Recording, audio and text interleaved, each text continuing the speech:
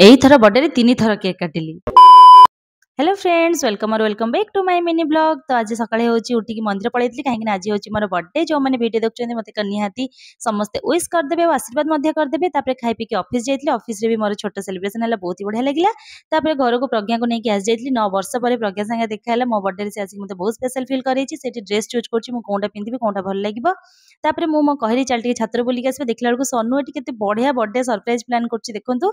बढ़िया से पूरा डेकोरेशन करछि। तापर तळको आसी देखली एटी रोसी बास स्टार्ट हे गलानी कहीं लोक आसबा भी धीरे धीरे स्टार्ट हो गले।